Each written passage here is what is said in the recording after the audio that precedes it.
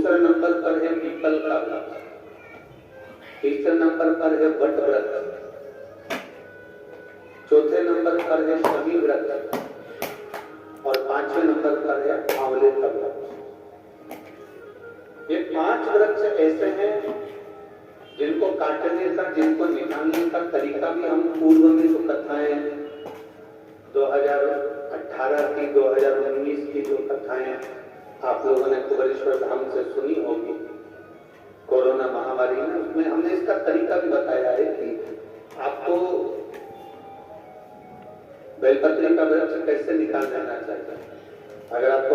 People का वृक्ष काटना है तो उसको किस तरह से काटना चाहिए,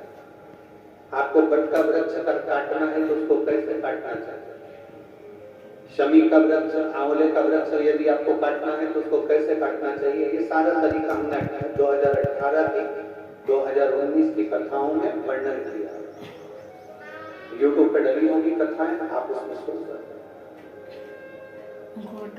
5 वृक्ष को काटने से पहले, 5 वृक्ष को निकालने से पहले विचार करना चाहिए।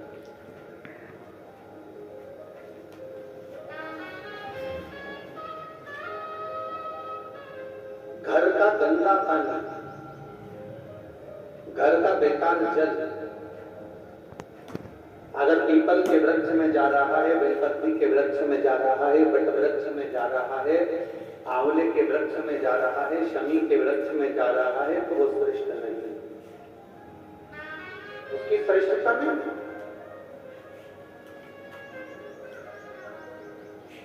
यहां तक शिव महापुराण की कथा करती है, अगर कोई विद्वत ब्राह्मण ने आपको बताया है कि आपके घर में पितृ दोष है, कोई विद्वान ब्राह्मण ने बता दिया कि आपके घर में काल सर्प दोष है, कोई विद्वान ब्राह्मण ने बता दिया कि आपके यहाँ पर ये वास्तु दोष है और इस दोष को मिटाना जरूर, कोई ने आपको बताया, उस समय पर हमें घबराना नहीं।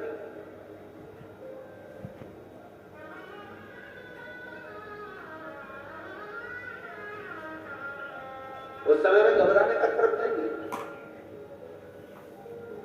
कहते हैं पीपल का जो जल झड़ता है पीपल के वृक्ष से, आप लोगों ने कभी देखा है कि नहीं देखा, वो नहीं मानते।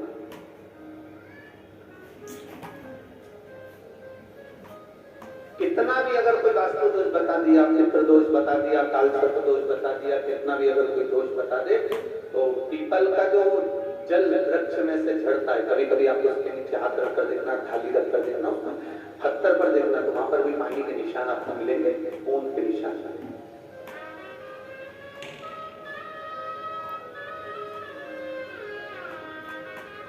मात्र वो पीपल के वृक्ष के जल की एक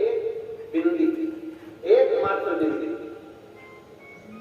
शंकर भगवान का जो शिवलिंग है जलाधारी है, चरण है, गणेश कार्तिक का स्थान है, अशोक सुंदरी का स्थान है, और प्रत्येक जलाधारी में से पानी बीच में से आकर नीचे की ओर गिरता, नीचे की ओर गिरता। आप लोगों के स्मरण में हमने पहले भी बताया कि राइट में किसका स्थान है, गणेश जी का, लेफ्ट में कार्तिक के, बीच में अशोक सुंदरी, ये क्या है, पार्वती जी का हस्त कमल शिवलिंग, और ऊपर से जो जल एक एक बूंद शंकर जी के शिवलिंग पर गिर रहा है, वो शंकर जी की 5 लड़कियां जया, विषहरा, शामलीवाली, दौतली और देव, शंकर जी की 5 लड़कियों एक एक बूंद पानी शिव जी पर गिराया। जहां जल नीचे गिरता है उस स्थान से जहां तक जल बहकर जा रहा है उस स्थान तक 33 कोटि देवताओं का स्थान, 33 कोटि देवताओं का स्थान। अब जहां पानी आया, जहां नीचे गिरा, उसके बीच में जो स्थान होता है, आप लोगों ने देखा है कि नहीं देखा, जिनने देखा है जरा हाथ उठाओ। ये पानी जैसे यहाँ तक आया और यहाँ के बाद नीचे गिरेगा, तब वो नाली के माध्यम से बाहर जाएगा, तो जितनी दूर यहाँ से वो नीचे की ओर जो गिर रहा है, यहाँ से वो नीचे की ओर जो पानी जा रहा है, ये जो स्थान होता है, ये हमारे 3 दोषों को निवारण तुरंत कर देता है। एक हमारा पितृ दोष, एक हमारा कालसर्प दोष और एक हमारा वास्तु दोष का निवारण तुरंत कर देता है। और तो हमने केवल अब तो शिव महापुराण के माध्यम से बताया कि ये 3 दोष का निवारण कर देता है, पर यदि कभी आप ध्यान से लिंग पुराण को पढ़ेंगे, आप यदि लिंग पुराण को पढ़ेंगे और गीता प्रेस गोरखपुर की लिंग पुराण को लाकर यदि आप पढ़ते हैं, या गीता प्रेस, मात्र जहां पानी नीचे की ओर गिर रहा है उतनी परिधि, उतनी जगह के बीच में जहां से पानी गिरता है, बस उस स्थान पर अगर वो उंगली अपना नाम और गोत्र का स्मरण कर भी लगा दी जाए और एक लोटा जल चढ़ा दिया जाए, तो ये जितने दुनिया के दोष है वो अपने आप समाप्त हो ही जाते हैं। शंकर बोल बम का नारा है, और अच्छे से समझ लो, जरा ध्यान में आ जाए आप लोगों के, नहीं तो गलत कर बैठो तो बहुत स्मरण रखिएगा। शिवलिंग जलाधारी, जलाधारी में से पानी